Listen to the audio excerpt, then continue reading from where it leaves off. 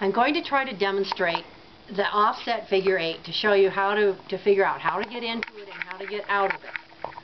The exercise description reads, this exercise requires 2 pylons or posts placed about 8 to 10 feet apart, around which the team will perform a complete figure 8, crossing the center line 3 times. 2 distractions will be arranged to the side of the figure 8 about 5 to 6 feet apart. Entry may be between the posts or pylons and the distraction on either side. The distraction will consist of 2 securely covered containers with tempting dog treats. However, dog toys may replace one or both containers, or may be placed next to the containers. The exercise sign may be placed on or near the cone where the entry is made into the offset figure 8. The principal part of the exercise reads, team will perform a complete figure 8 crossing the center line 3 times. If you do not perform the principal part of the exercise correctly, you will receive an incorrect performance for 10 points. So you need to be aware of what you're doing and what is required so that you'll know whether or not you need to retry the exercise. The offset figure 8 is used a lot by judges to change direction, which just kind of complicates things. If you have any questions at all, ask the judge if they have a preferred way of getting in and out. Although the rules do not specify you have to enter or exit a specific way, some judges do require it. I've had it happen to me twice. The sign may be on or near the post or pylon. I'm using small soccer cones from Walmart, and you can see when the sign is on the cone is hidden. It's not as important in the offset figure 8 as the serpentine or the spiral, but you do need to be aware you will be going around the sign.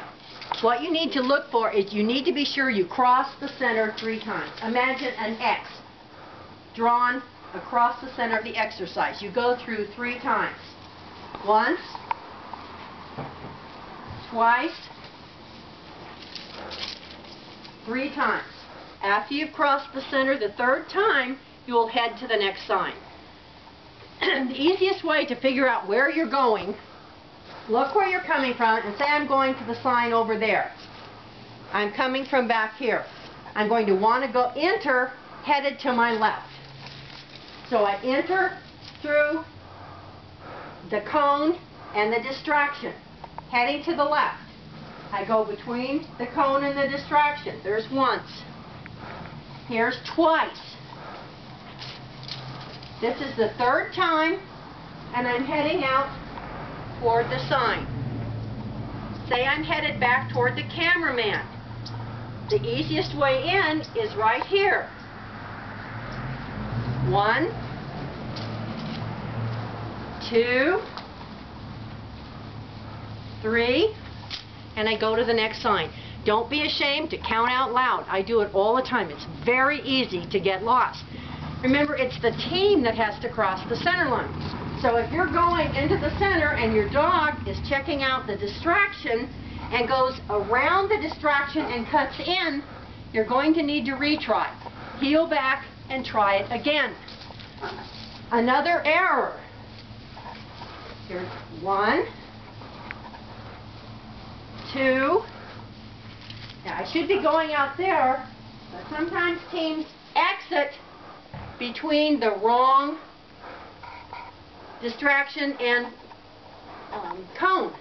You need to go out on the different one. I didn't cross the center. I would need to go back and completely restart. Say I'm coming from this sign, headed to that one. I'm going to go once, twice. Here's my 3rd time through the center. Now I've got to go all the way around the cone up to the next sign.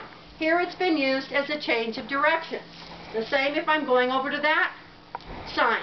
Watch for where you're going, and that's the direction it's generally easiest to enter. 1, 2, 3. I need to be sure I come around the cone. Don't cut through and come up. if you get lost, it's usually best to start over because it's so easy to get lost and backtrack and you've crossed the center too many times. The easiest way to make sure your dog is with you is to have a good watch and attention. So before you start, have your dog paying attention. Leave it comes in handy, and you can say it as many times as you want. Just don't threaten the dog while you say it. Good luck on the offset figure 8 and have fun.